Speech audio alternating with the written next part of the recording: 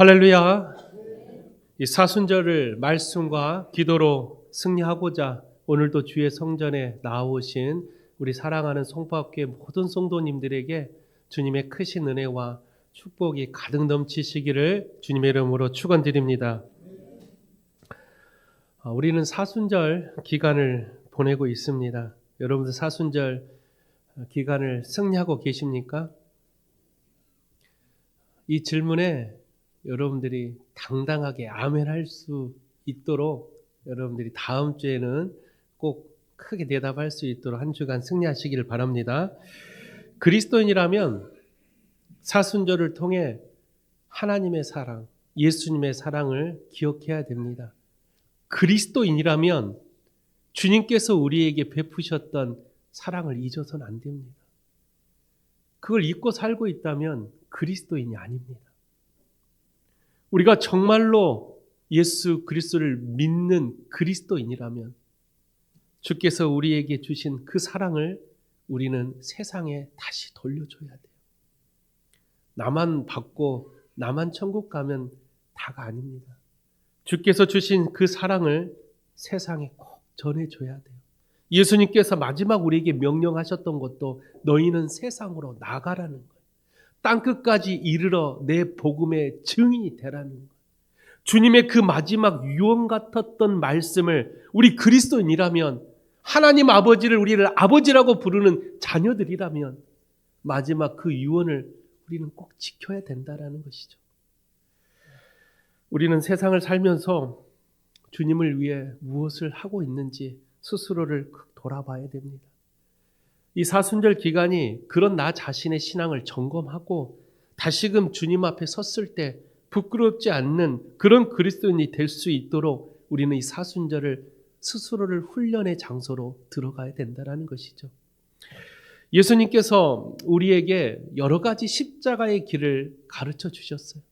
사순절이 되면 주님의 고난에 동참하라라는 말을 참 많이 듣고 또 하곤 합니다.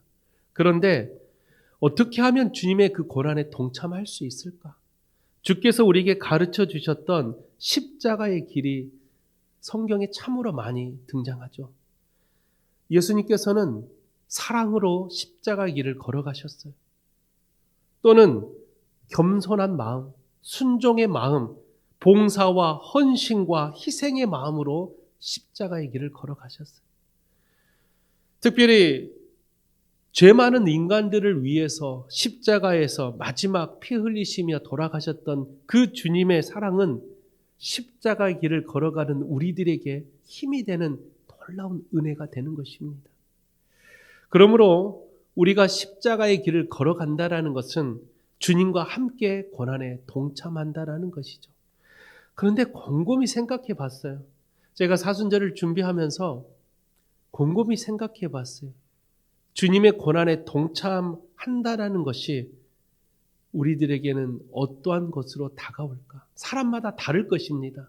각자가 사순절을 준비하고 여러분이 주님의 십자가의 길을 걸어간다라고 각자가 생각하는 그 고난이 사람마다 다르다라는 거예요. 어떤 사람은 목숨 걸고 이 길을 걸어가려고 해요. 그래서 좀 안 좋은 방법을 쓰는 사람들이 있어요. 사순절 때 주님의 고난에 동참하려고 스스로를 몸에다가 자해를 하는 사람들이 있어요. 여러분 보셨을 거예요. 유튜브 치면 아마 지금도 나올 거예요. 그건 옳지 않는 방법이에요. 왜? 주님께서 가르쳐줬던 십자가의 일은 눈에 보이는 육체적인 고난이 아니라는 거예요. 그런데 우리는 사순절이 되면 주님의 고난에 동참해야 되니까 스스로를 절제하려고 해요. 막 스스로를 상해를 입히고 뭐 밥을 굶어가며 스스로를 뭔가 육체적인 고난이 주님의 고난에 동참한다라고 생각하는 그런 착각 속에 살 때가 많아요. 물론 자기 절제도 고난에 동참하는 하나의 방법일 수 있어요. 그러나 성경을 자세히 보면 주님께서 가르쳐주는 십자가의 일은 그런 눈에 보이는 고난이 아니라는 거예요. 그렇다면 우리가 주님의 고난에 동참한다라는 이 의미는 어떤 의미일까? 바울 사도가 그 정답을 우리에게 가르쳐줘요. 바울 사도가 말하는 골로새서 1장 24절에 바울 사도는 이렇게 고백합니다. 나는 이제 너희를 위하여 받는 괴로움을 기뻐하고 그리스도의 남은 고난을 그의 몸된 교회를 위하여 내 육체에 채우노라. 그리스도의 고난에 동참하기 위해서 바울 사도는 남은 모든 것을 하나님이 세우신 예수님의 핏값으로 세우신 그 교회에 모든 것을 쏟아 붓겠노라고 고백해요. 자신의 스스로에게 고난을 주는 게 아니라 주님께서 세우신 그 교회를 온전히 섬기며 그 공동체를 만들어가는 게 바로 주의 고난에 동참하는 것이라는 거예요. 이렇게 생각해 보면 고난이 꼭 뭔가를 내가 힘들어야지만 고난이 아니라 주께서 이루고자 했던 하나님의 나라, 주께서 함께 만들고 있던 아름다운 이 세상을 내가 그 세상을 함께 만들어 간다면 그게 바로 주님의 고난을 동참하는 것이구나. 여러분이 섬기는 이 송파교회를 여러분 최선을 다해서 섬기십시오. 그게 바로 주님의 고난에 동참하는 것입니다. 이 교회가 세상에 믿지 않는 사람들에게 사랑받는 교회, 존경받는 교회, 수많은 약자들과 고난받는 사람들에게 위로가 되는 교회가 된다면 그걸 위해서 내가 이 교회를 잘 섬긴다면 그게 바로 최고의 주님의 고난에 동참하는 것입니다. 사랑하는 성도 여러분, 우리는 평생을 주님의 고난에 동참하며 살아가야 됩니다. 예수께서 가르쳐 주셨던 그 십자가의 도, 그 십자가의 도를 따르는 삶이 바로 우리가 주의 고난에 동참하는 것입니다. 우리가 사순절을 보낼 때마다 우리는 이 주님의 고난에 동참하는 세 가지의 부류를 볼 수가 있어요. 어떤 한 사람은 사순절이 되면 스스로가 뭔가를 결정하고 단호하게 하나를 자기가 계획을 세워서 이걸 지키려고 하는 사람들이 있어요. 좋은 모습입니다. 왜냐? 그거 하나만이라도 내가 지키려고 한다는 마음이 이 사순절을 동참하고 있다라는 것을 보여주는 것이죠. 또 어떤 한 사람의 부류는 마음은 그렇게 하겠습니다 라고 결심하지만 막상 사순절이 딱 끝나고 부활절이 되고 사순절을 돌아보면 아무것도 하지 않았던 사람들이 있어요. 그냥 하루하루 보내는 거예요. 그러나 마음은 그렇게 하겠습니다 라고 하지만 내 육신은 아무것도 사순절에 동참하지 않았던 모습. 그러나 그래도 마음이라도 있었으니 그래도 괜찮아요. 마지막 세 번째 사람 어떤 사람이에요? 관심이 없어요. 사순절이 뭐야? 그냥 똑같은 일상. 눈 뜨면 직장 가고, 눈 뜨면 가정 돌보고, 눈 뜨면 일하고, 저녁에 피곤해서 잠을 자고, 또 아침에 일어나서 똑같은 일. 이런 일상의 반복을 지키는데 사순절이 뭐야? 이렇게 생각하며 살고 있는 사람들이 많다라는 거예요. 여러분은 어떤 부류의 사람입니까? 우리가 진정으로 예수 그리스도를 믿는 그리스도인이라면 이 사순절에게 우리에게 어떠한 모습으로 하나님께 나아가고 있습니까? 십자가의 도의 가장 핵심은 뭔지 아십니까? 바로 자기 부인이에요. 예수께서 십자가를 지려면 제일 먼저 뭘 한다 그랬어요? 나를 부인하래요. 그 말은 김영준이라는 이 사람을 이 사순절 기간 동안 십자가의 도를 따르기 위해서 내려놓으라는 거예요. 내가 누군데 내려놓으라는 거예요. 내가 얼마나 이걸 했는데 내려놓으라는 거예요. 내가 가진 게 얼마나 내려놓으라는 거예요.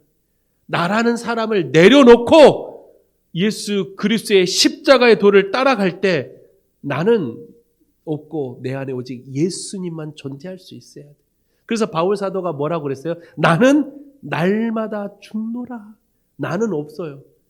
오직 예수만이 내 안에 온전히 살아 계시는, 그게 십자가의 도를 따라가는 사람들의 가장 이상적인 모습입니다. 우리 송파교회 모든 성도님들이 그런 십자가의 도를 따라가며 오직 예수 그리스도 안에 살아가는 여러분 되시기를 주의 이름으로 축원드립니다. 그러기 위해서 오늘 본문 말씀을 통해 십자가의 도를 따르는 세 가지의 방법을 여러분에게 말씀을 드리려고 해요. 십자가의 도를 따르는 세 가지 방법. 이 세 가지만 사순절이 끝날 때까지 한번 지켜보십시오. 놀라운 하나님의 은혜가 함께 하실 것입니다. 첫째, 십자가의 도를 따르기 위해서는 가장 낮은 곳으로 가야 한다라고 말을 하고 있습니다. 오늘 본문 2절에 보면 서기관들과 바리새인들이 어디에 자리에 앉아 있대요? 모세의 자리에 앉아 있대요. 모세의 자리. 가장 낮은 곳이 어떤 곳일 것 같습니까? 여러분이 생각하는 가장 낮은 곳은 어떤 곳이? 가장 낮은 곳. 우리는 가장 낮은 곳 그러면 보통 우리가 사람들이 이렇게 어디를 모이면 꼭 높은 사람 어디 앉아야 돼요? 상석에 앉아야 돼요. 우리 어렸을 때 가정에서도 가정교육 받을 때 아버지는 어디 앉아야 돼요? 꼭 여기 안방 구들정에 있는 그쪽에 앉아야 돼요. 우리는 세상을 살면서 나도 모르는 사이에 뭔가 상하의 계급 속에 살고 있어요. 꼭 누군가 상전 좋은 자리에 앉아야 된다라는 그런 생각 속에 우리는 살고 있다는. 그런데 성경이 말하는 낮은 곳은 하급 자리가 아니에요. 성경이 말하는 낮은 곳은 계급의 높낮이의 자리가 아니라는 거예요. 그렇다면 성경이 말하는 낮은 곳은 어떤 자리일까? 내가 강력한 권력이 있다 할지라도, 내가 높은 자리에 앉아 있다 할지라도 성경이 말하는 낮은 곳이라는 것은 내가 가지고 있는 것이 아니라 내가 무언가를 하는 모습이 가장 낮은 자리에 서 있는 사람들. 내가 권력이 있고 돈이 많아도요, 예수님 말씀대로 헌신의 삶을 살거나 누군가를 위해서 늘 봉사와 희생의 삶을 살고 있다면 그 사람은 어디에 앉아 있어요? 낮은 곳에 앉아 있는 사람이에요. 눈에 보이는 높은 자리가 아니라 내 마음의 자리가 낮은 곳에 앉아 있어야 된다라는 거예요. 늘 나보다는 남을 먼저 배려해주고, 늘 나보다는 누군가를 위해서 기도해주고, 누군가를 위해서 애쓰는 마음. 나도 바쁜데, 나도 힘든데, 아니요, 내가 누군가를 위해 먼저 손 내밀 수 있는 그런 헌신의 마음, 희생의 마음, 사랑의 마음, 그게 성경이 말하는 가장 낮은 자리예요. 이런 자리에 우리는 자꾸 앉아 있어야 돼요. 우리 모두가 낮은 자리에 앉아 있을 때 주님은 그런 자를 통해 역사하시는 거예요. 근데 오늘 본문에 보면 서기관과 바리새인들은 어디 앉아 있었대요? 모세의 자리에 앉아 있었대요. 모세의 자리는 어떤 자리일까? 모세가 누굽니까? 율법의 창시자. 당시 유대인들에게 있어서 모세는 가장 위대한 사람. 바리새인과 서기관들의 역할은 뭐예요? 해당에서 말씀을 강론하고 유대인들에게 말씀을 늘 선포했던 사람들이 서기관과 바리새인들. 그런데 그런 사람들이 모세의 자리에 앉아 있다라는 것은 자기의 권력과 위세, 가장 존경받는 모세의 자리에서 내가 말씀을 전하고 있다라는 허세. 이게 바로 바리새인과 서기관들이 가졌던 마음이에요. 저는 안타까워요. 바리새인과 서기관들이 당시에 성경적으로는 가장 능통했던 사람들. 누구보다도 성경을 많이 읽고 누구보다도 기도를 많이 했던 사람들이 왜 그런 자리에 앉아 있을까? 조금이라도 모세의 자리가 아니라 낮은 자리에 앉아 있었더라면, 많이 성경을 읽어서 그 성경을 통해서 죽어가는 생명을 살리고자 그들을 위해 눈물로 기도했던 사람이라면 얼마나 좋았을까? 이 바리새인들이 가졌던 큰 두 가지의 문제가 있었어요. 이 문제로 인해 예수님이 그들을 책망해요. 어떤 문제가 있었냐? 첫째는 오늘 본문에 보니까 3절, 4절 계속 읽어보세요. 어떤 이야기예요? 말만 하고 행하지 아니했다라고 말을 해요. 말만 하고 행하지 않았대. 바리새인과 서기관들은 유대인들에게 설교를 하고 말씀을 강론하고 그 말씀을 선포하면서 그들은 말은 유창하게 했지만 행함이 없는 말. 자기 스스로는 아무것도 하지 않으면서 백성들에게는 그 말씀을 강론했던 이런 바리새인과 서기관들이 얼마나 예수님 마음에 합당치 못했을까? 두 번째는 뭐예요? 그 다음 구절에 보니까 엄격한 규제와 규범을 전하면서 유대인들에게는 그 규율을 지키지 않으면 죽는다라고 선포를 하면서도 그들은 뭐 했다고요? 손가락 하나도 움직이지 않았대. 유대인들에게는 가난한 자 도우세요. 병들고 가난한 소외받는 자들을 위해 헌신하세요라고 막 율법을 가르치면서 자기는 손가락 하나도 움직이지 않았다라는. 이게 그 당시 바리새인들이 가졌던 자리에 겉으로는 모세의 자리 뭔가 있어 보이잖아요. 말씀을 가르치는 자리. 그래서 바리새 서기관들은 그 자리를 통해서 백성들에게 뭔가 자기의 위세, 자기가 가진 그 자리를 자꾸만 보여주고자만 했다라는, 그건 성경이 말하는 낮은 자리가 아닙니다. 성경에서 말하는 낮은 자리로 갔다면 얼마나 좋았을까. 그들이 가지고 있었던 그 성경적인 수많은 그런 배경들이 얼마나 큰 축복이었어요. 그런데 그런 자리를 내려놓고 왜 하나님 원치 않는 자리에 앉아 있었을까? 그래서 예수님께서 마태복음 12장 34절에 그들을 향해 이렇게 말합니다. 독사의 자식들아, 너희는 악하니 어떻게 선한 말을 할 수 있느냐? 이는 마음에 가득한 것을 입으로 말함이라. 바리새인들을 향해서 예수님이 단호하게 책망했어요. 너희들은 독사의 자식이래. 입으로만 말하고 그 입을 통해서 백성들은 수많은 엄격한 규제 속에 집어넣으면서 너희들은 아무것도 하지 않는 이 독사의 자식들. 겉과 속이 다르다라는 것은 인간은 알 수 없어요. 그러나 주님은 마음의 중심을 깨트려 보시기에 주님만이 우리의 모든 마음을 볼 수 있는 거예요.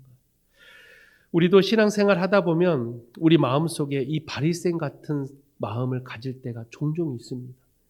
겉과 속이 다른 사람들, 말과 행함이 다른 사람들, 그런 사람들이 우리 안에 참 많이 있어요. 그러나 중요한 것은 내가 그걸 깨닫고 하나님께 엎드릴 때, 내가 부족하다는 것을 인정하고 하나님을 찾을 때 주님은 언제든지 우리에게 찾아와 주신다라는 거예요. 주님은 긍휼의 하나님이에요.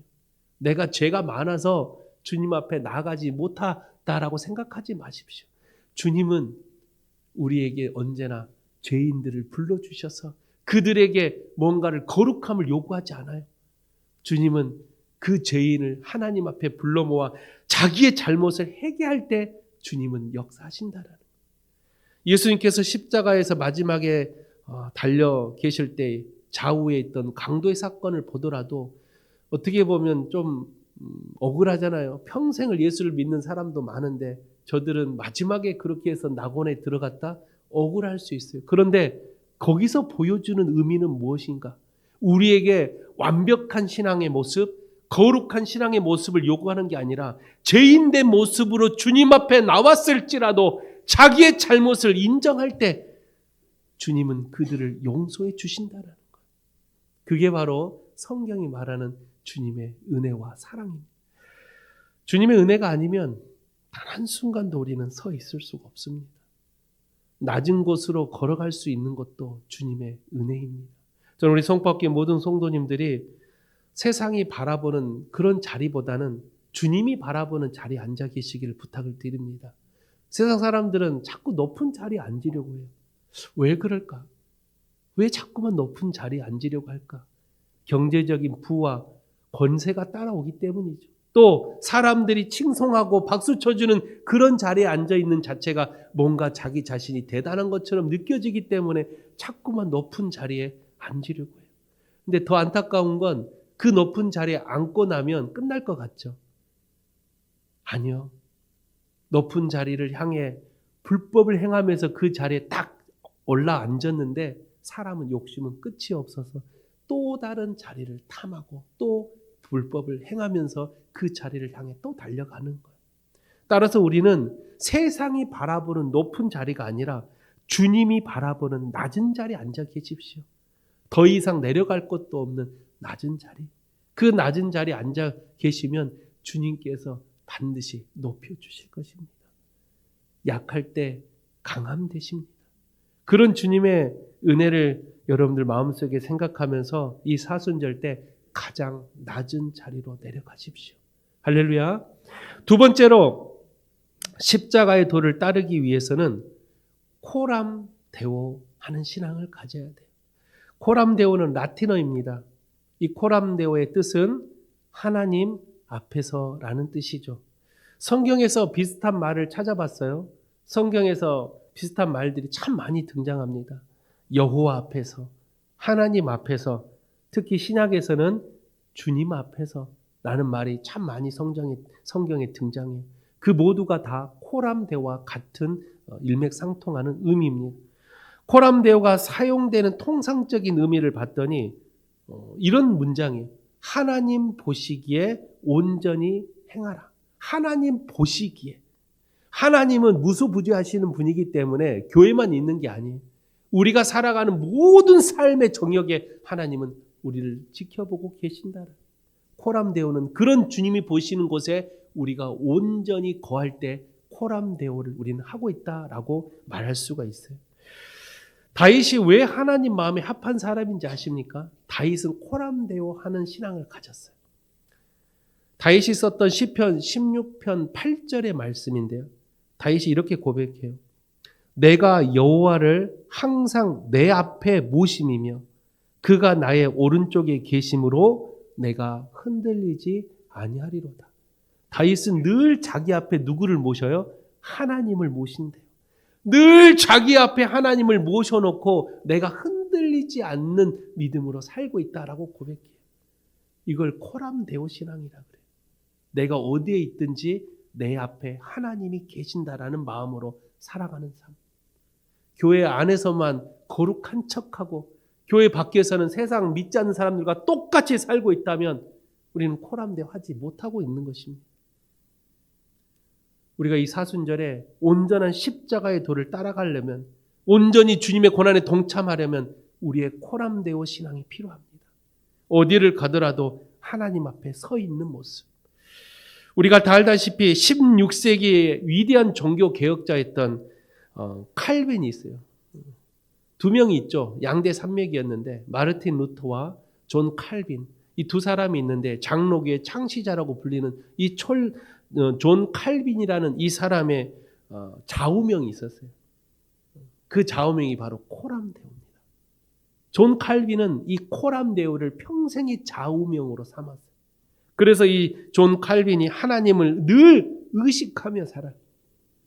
누군가에게 상처를 딱 주고 나면 그냥 너도 나한테 그랬지, 그게 아니라 누군가의 실수를 하고 나면 이 존 칼빈은 아하, 하나님이 보시고 계시는데, 내가 일부러 아니고 실수를 하고 나면 아차, 하나님이 보고 계시는데, 늘 이렇게 살았대.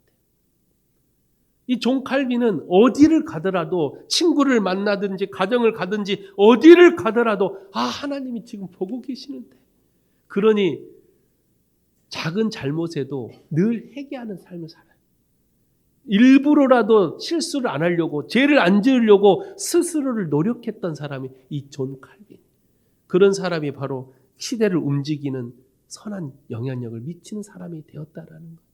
그래서 우리 송파교회 성도님들이 어디를 가더라도 이 코람데오의 신앙을 가지고 살고 있다면 우리는 하나님 중심으로 살고 있다라는 것을 우리는 마음속으로 깨달을 때가 옵니다.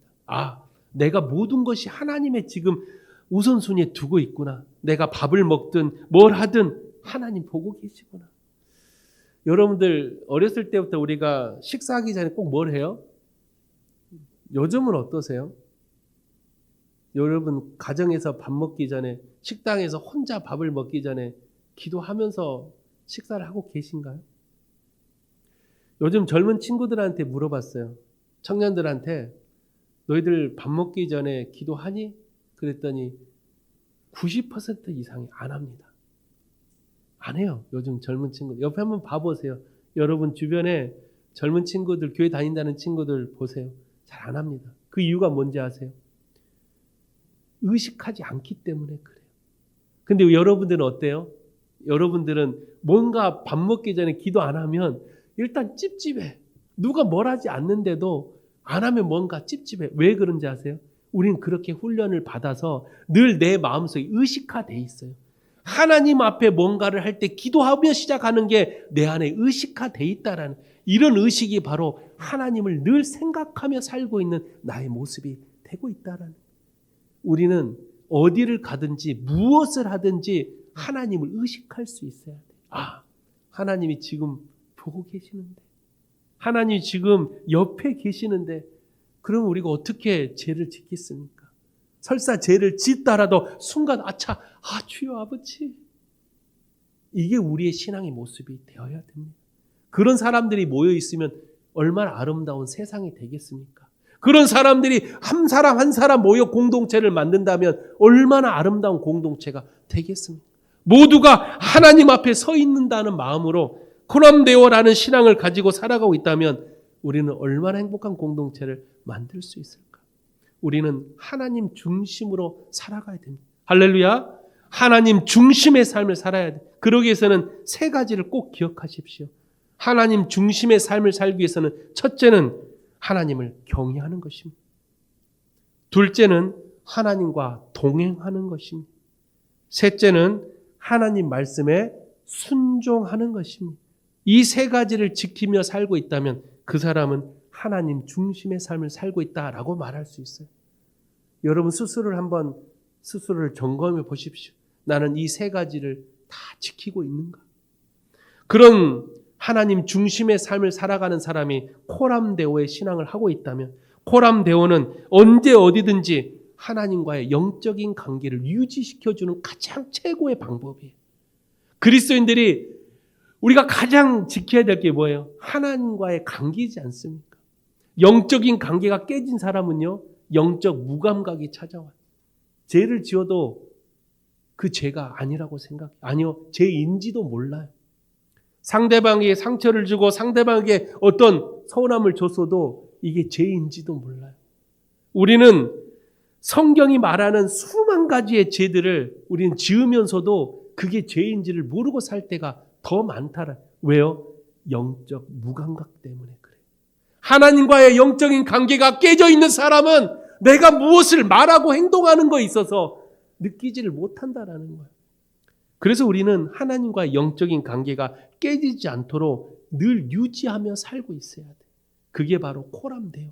코람데오 하며 살고 있는 사람들은 언제든지 하나님과의 영적인 관계를 유지하며 살고 있는 사람들이에요. 여러분 찬송가 중에 나 같은 죄인 살리신이라는 찬송가가 있어요. 이 찬송가 가사를 썼던 사람의 이름이 존 뉴턴이라는 목사님. 이 존 뉴턴이라는 목사님이 82세에 소천하셨는데 이 82세 임종하기 직전 임종 예배 때 이런 고백을 하고 돌아가세요. 이 존 뉴턴이라는 목사님이 뭐라고 고백했냐면 내가 천국에 들어가는 순간에 놀라는 일이 3번 있을 것이다.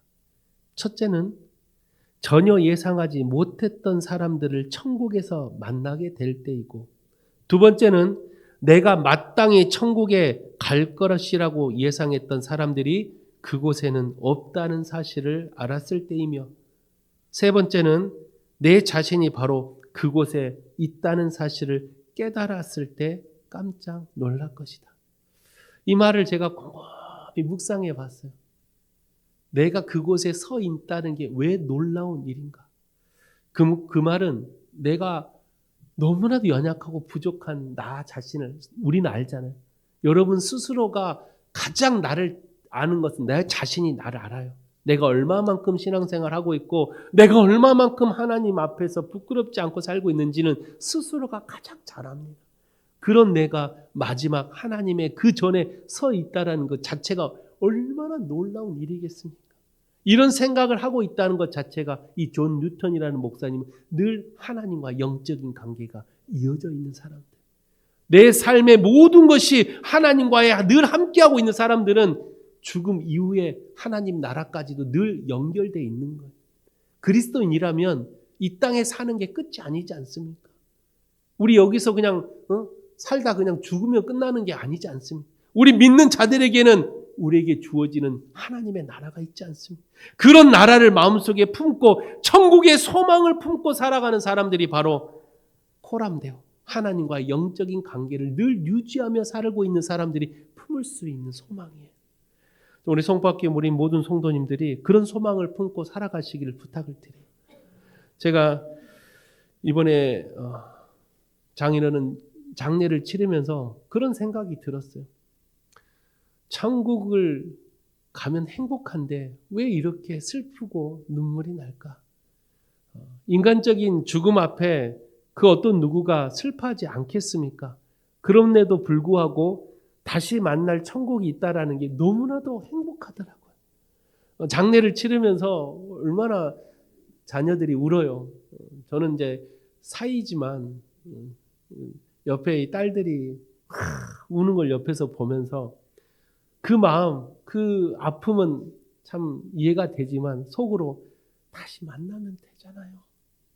그 말 안 했어. 이런 말 하면 또 속없다고 할까 봐. 장례하고 있는 딸들한테 아이고 왜 울어, 다시 만날 텐데, 이런 말 하면 속없다 할까 봐 속으로만 그 엎드려서 울고 있는 그 자녀들을 속으로 다시 만나면 되잖아.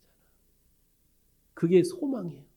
이 소망이 있다면 얼마나 여러분 행복하세요. 예수를 믿는 사람들에게 이 소망마저 없다면 얼마나 불행합니까? 우리가 다시 만날 수 있다라는 그런 소망이 있다는 건 큰 축복이에요. 그래서 제가 말씀을 준비하면서 우리 송파교회 우리 성도들이 참 떠올랐어요. 그중에 제일 먼저 떠올랐던 우리 F4 우리 할머니들 떠올랐어요. 우리 제일 큰 왕언니 우리 이공심 사모님도 떠오르고, 우리 지정숙 권사님, 우리 박경자 권사님, 우리 이호자 권사님, 우리 교인들이 하나하나 떠오르더라고. 그러면서 그 소망은 잃지 말아야 되겠다. 그 소망을 우리 성도들도 반드시 가지고 살아가기를 간절히 기도했어요. 이 말씀을 준비하면서 우리 성도님들이 이 소망만큼은 절대로 잃어버리지 않도록, 그래야 우리 다시 만날 수 있다라는 그 소망이 있다면 얼마나 행복합니까? 끝이 아니라 이제 시작이라는 거예요. 나이가 많아도요, 슬퍼하지 마세요. 이제 시작인 거예요. 다시 우리 하나님 나라에서 시작하면 되는 거예요. 그래서 요즘 그런 생각이 들더라고요. 제 꿈이 3만 명이었는데 천국 가서 해야 되나? 거기서 모으면 될라나? 뭐 그런 생각이 좀 들기도 하고. 우리의 소망을 잃어버리지 않기를 주 이름으로 부탁을 드립니다.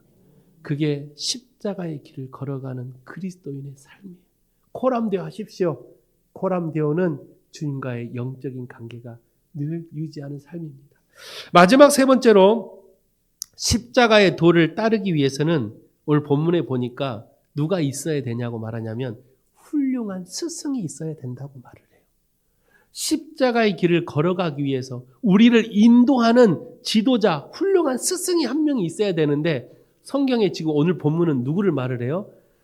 이 훌륭한 지도자, 스승은 오직 한 분뿐이라 그랬는데 그분은 바로 그리스도 한 분뿐이래요.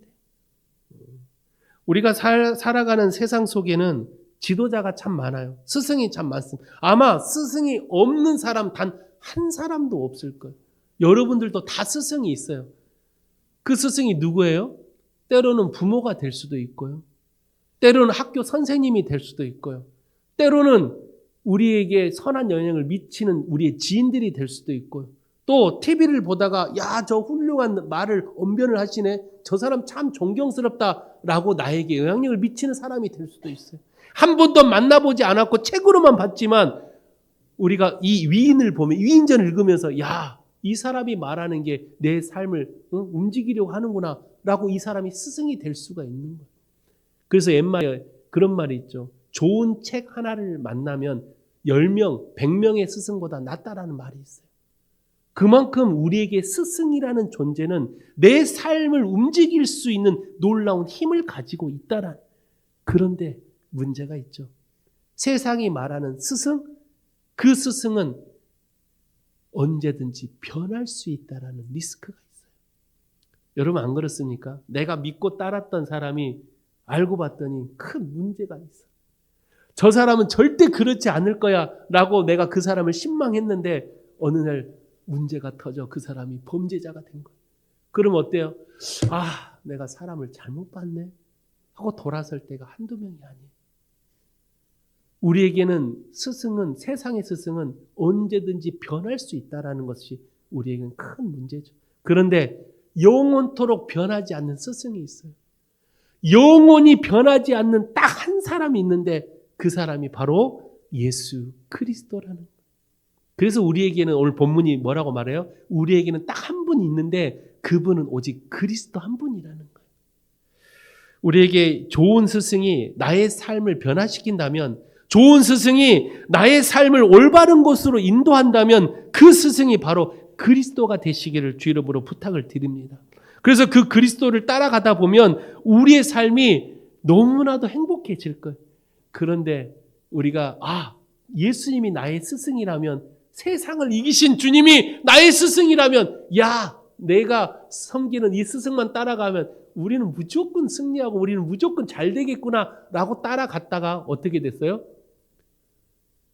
여기 터지고 저기 터지고 내 거 있는 거 다 빼앗기고 가진 것도 없는데 자꾸 나눠주라고 그러고, 아니 주님, 아니 나도 지금 배고픈데 자꾸만 가난한 자들한테 뭘 섬기라 그러고, 아니 나도 지금 힘든데 병든 자들 가고 봉사하라 그러고, 아니 주님 따라가면 늘 승리한다면서요. 주님 따라가면 늘 잘 먹고 잘 된다면서요. 교회 다니면 아니 가정이 축복받고 사업이 잘 된다면서요. 그런데 이렇게 좋은 스승 앞에 따라왔는데 어찌 내 삶은 어떻게 더 빈곤합니까? 내 삶은 왜 이렇게 더 힘듭니까? 그래서 오늘 본문 12절에 뭐라고 말을 해요? 누구든지 자기를 높이는 자는 낮아지고 누구든지 자기를 낮추는 자는 높아진대. 예수님을 따라가는 삶은 자기 자신을 낮추는 삶이에요. 그런 자를 하나님은 우리를 높은 자리로 올려주신다라. 그런데 그걸 못 참고 주님만 따라가면 잘 될 것 같고, 주님만 따라가면 우리가 잘 살 것 같고, 주님만 따라가면 우리 자녀들이 축복받을 것 같고, 주님만 따라가면 내 남편, 내 아내 사업이 잘 될 것 같은 그런 생각 속에 따라왔다가 뭔가 하나가 안 되면 이상하네? 결국은 하나님을 버리고 교회를 등지고 세상으로 가는 사람들을 전 너무나도 많이 봤어요. 어렸을 때부터 아버지 목회하는 걸 보면서 또 목회를 20년 하면서 그렇게 교회를 떠나갔던 사람들이 수천 명. 더 많겠죠. 세상에 얼마나 많은 사람들이 교회를 등지고 예수를 버리고 떠나갑니다. 왜 갈까요? 예수 믿으면, 교회 다니면 다 복 받을 줄 알았는데, 그들이 말하는 복은 뭐예요? 눈에 보이는 복이에요. 우리는 잘 생각해 봐야 돼요. 우리가 진정으로 주님을 나의 스승으로 섬기고 그 길을 따라간다라는 게 눈에 보이는 물질의 복, 권력의 복이 아니라 주님께서 세상이 주지 못하는 그런 복을 준다라는 것을 우리는 깨달아야 돼요.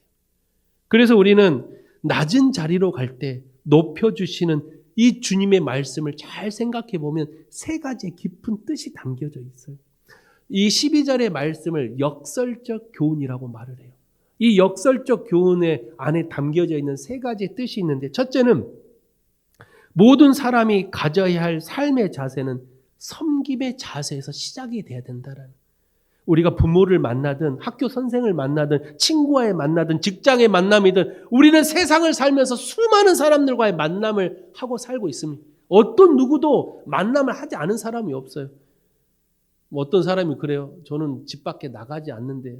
그래도 그 사람도 부모라는 만남을 가졌어요. 우리는 살면서 누군가를 만나게 돼 있어요. 근데 그 만남에 있어서 가장 가져야 될 첫 번째 모습이 바로 섬김의 자세. 이 섬김의 자세부터 시작이 되지 않으면 우리는 주님이 말하는 이 높은 자리는 낮아지고 낮은 자리는 높여주신다는 이 주님의 말씀을 이해하지 못하는 거예요.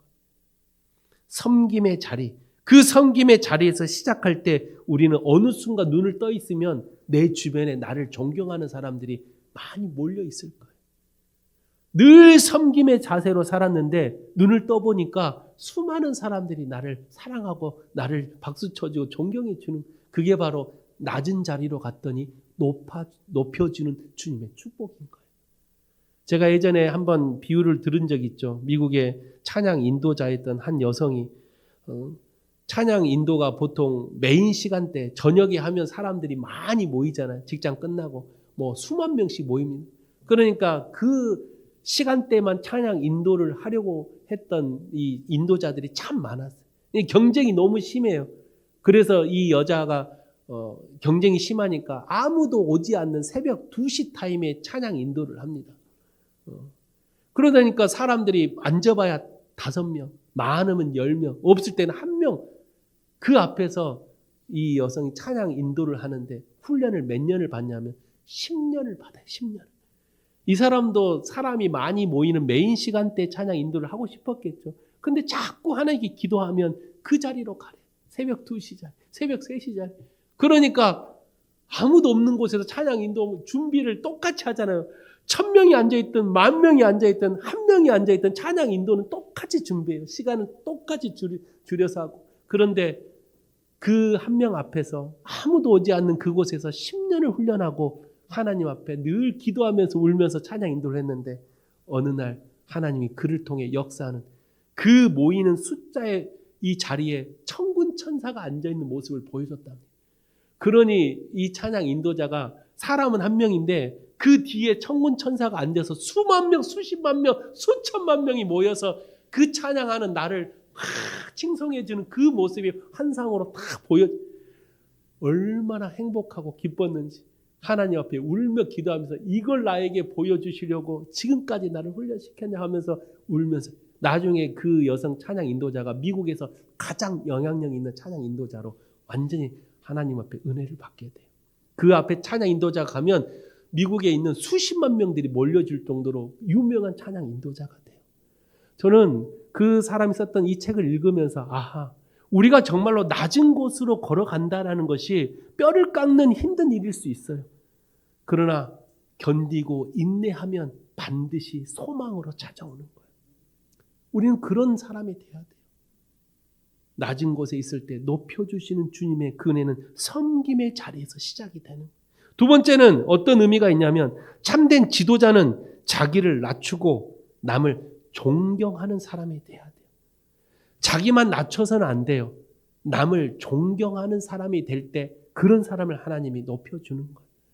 왜냐? 자기를 낮추는 것은 우리가 어디든지 이것도 힘들겠지만 그래도 할 수 있어요. 그런데 나를 미워하고 나를 싫어하는 사람까지도 그들을 존경해주고 사랑해줄 수 있는 이런 사람은 정말 극히 드뭅니다. 그런 사람들을 주님은 들어 사용하신다라는 거예요. 우리는 나 자신보다 누군가를 위해 더 헌신할 때 나 자신을 낮추는 것도 필요하지만 누군가를 높여줄 때 그 사람을 하나님 더 높여주신다라는 거예요. 그게 주님이 말씀하시는 이 역설적 표현의 두 번째 의미. 마지막 세 번째 의미는 이러한 진리는 명령으로 강요되는 것이 아니에요. 12절 다시 한번 읽어보세요. 12절 보면 누구든지 자기를 높이는 자는 낮아지고 누구든지 자기를 낮추는 자는 높아지라. 이게 명령문입니까? 만약 명령이었다면 누구든지 자기를 낮춰라. 그러면 높아지리라. 이렇게 써야죠. 그런데 명령문이 아니에요. 예수님께서 우리에게 명령한 게 아니라 누구든지 자기를 낮추는 자는 높아진다 라고 말씀을 해줬어요. 이제 뭐가 남았어요? 선택은 우리가 하는 거예요. 이게 주님의 방법이에요. 아니, 주님 능력 뛰어나잖아요. 그렇게 해주면 안 돼요. 주님, 우리 성파교회 아니 10,000명 되는 거 쉬운 거 아니에요? 예수님이 그냥 어느 날 여기 송파동에 잠자고 있는 이 지역 주민들 그냥 꿈속에 나타나서 송파교회 가라. 그럼 끝나는 거 아니에요? 근데 왜 그렇게 안 해주세요? 아니 주님이 원하는 방법이 교회 부흥이 돼서 지역 주민들에게 섬기고 사랑하는 게 그게 원하면 그렇게 먼저 해주시면 안 됩니까? 저는 늘 그런 생각을 합니다. 아니 주님 능력 뛰어나시고 그렇게 전지전능하다면 지나가는 사람들 그냥 바울이 다메섹에서 만났던 것처럼 여기 송파교 입구에서 다 만나줘서 다 들어오면 되는 거 아니에요? 그런 생각할 때가 한두 번이야. 근데 왜 그렇게 안 할까? 왜 우리에게 이 무겁고 힘든 짐을 우리에게 주려고 할까? 왜 우리를 강권하여 이 내 집을 채우라는 그 말씀을 자꾸만 우리에게 주려고 할까? 그 이유는 선택적 믿음이에요. 아담과 하가 선악과를 따먹게 된 것도 선택이에요. 선택. 주님이 몰랐을까요? 하가 선악과를 따먹을 때 하나님이 그걸 모르고 계셨을까요? 선악과를 따먹고 아담과 하가 풀숲에 숨어 있을 때 아담아 어디 있느냐? 정말 몰라서 찾고 계실까 하나님이? 천지를 만드시고 사람을 창조하신 전지전능하신 하나님이 아담과 하가 풀숲에 숨어 있는 걸 몰라서 찾고 계실까요? 아니라는 우리의 선택을 기다려. 그때 찾고 계실 때 아담과 하가 주여 내가 잘못했습니다 하고 내 믿음의 해결을 하나님께 선택으로 드렸더라면 에덴 동산에서 쫓겨나지 않았겠죠. 그러나 그들은 하나님 앞에 나와서 자기의 죄를 전가하고 자기의 잘못을 인정하지 않으렸던 공동체가 파괴되는 모습, 결국은 에덴 동산에 쫓겨나는 비극으로 끝나게 되죠. 우리는 잘 알아야 돼요. 천국 가는 거 하나님 한 번에 다 데려갈 수 있는데 왜 자꾸만 우리에게 선택을 주려고 할까? 우리의 신앙, 우리의 믿음, 주님을 향하는 내 마음이 하나님 앞에 온전히 나가지 않는 우리의 선택이 없다면 주님은 계속 기다리고 계시는 거예요. 여러분 잘 생각하셔야 돼요. 우리가 정말로 나 자신을 먼저 낮추는 우리의 모습의 선택이 있어야 주님은 높여주시는 거예요. 가만히 있는다고 해서 하나님 높여주는 게 아니에요. 내가 하나님의 말씀 앞에 뼈를 깎는 순종할 때, 내가 시간과 물질을 내어서라도 주님의 말씀을 지키려고 할 때, 주일날 아침에 자고 싶고 여행 가고 싶고 다 놀러 가고 싶지만 그럼에도 불구하고 주일 성소를 하려고 내가 모든 것 내려놓고 하나님 전에 달려오는 이 선택적 믿음이 있을 때 주님은 그런 자를 들어 높여주시는 거예요. 이 믿음이 사순절에 있어야 됩니다. 사랑하는 성도 여러분, 예수님은 우리의 참된 스승이십니다. 믿습니까? 예수님은 우리의 참된 스승이에요. 절대로 변하지 않고 바리새인같이 언행불일치 같은 사람이 아니에요. 예수님은 몸소 보여주셨어요. 예수님이 말씀하셨던 모든 말씀을 예수님은 삶으로써 보여주셨어요. 마지막 십자가에서 피를 흘리면서까지도 우리를 사랑하셨던 그 주님은 몸소 보여주셨던 우리에게 놀라우신 스승이에요. 우리도 그런 스승 밑에 있다면 주님 가신 그 길을 나도 함께 가야죠. 사랑하는 성도 여러분, 주님의 그 가르침, 그 스승의 가르침을 따라 세상을 살아가는 그런 여러분 되시기를 주의 이름으로 축원드립니다. 말씀을 마칩니다. 오늘 우리는 사순절을 승리하기 위해 주님의 고난에 동참해야 한다라고 말씀을 드렸어요. 주님의 고난에 동참하는 건 십자가의 도를 따라가는 삶입니다. 십자가의 이 도를 따라가기 위해서는 세 가지를 말씀을 드렸어요. 첫째, 가장 낮은 곳으로 가야 한다라고 말씀을 드렸어요. 둘째는 코람데오의 삶을 살라고 말씀을 드렸습니다. 마지막 세 번째는 훌륭한 스승이신 주님을 만나야 한다라고 말씀을 드렸습니다. 이 세 가지를 여러분들 반드시 승리하셔서 우리도 주님과 함께 그 십자가의 길을 걸어가는 하나님이 높여주시는 축복의 사람들이 되시기를 주님의 이름으로 축원드립니다. 기도하겠습니다. 거룩하신 하나님 아버지, 주님 가신 그 길 나도 함께 따라가려고 합니다. 그러나 마음은 원이로 돼 육신이 연약하여 우리는 늘 넘어지고 또 넘어집니다. 주님, 오늘 우리 안에 주님이 말씀하신 그 말씀을 새기어 우리가 세상을 살아가면서 가장 낮은 자리로 내려갈 수 있도록 우리의 믿음을 주께서 허락하여 주옵소서. 또한 코람데오 할 수 있는 신앙을 주셔서 언제 어디든지 주님과 영적인 관계가 깨지지 않도록 주여 함께하여 주옵소서. 또한 우리의 훌륭하신 스승이신 예수 그리스도를 붙들고 우리의 삶을 살아갈 수 있도록 우리 성포학교의 성도들을 끝까지 지켜줄 걸 믿사오며 살아계신 예수 그리스도 이름으로 간절히 기도하옵나이다. 아멘.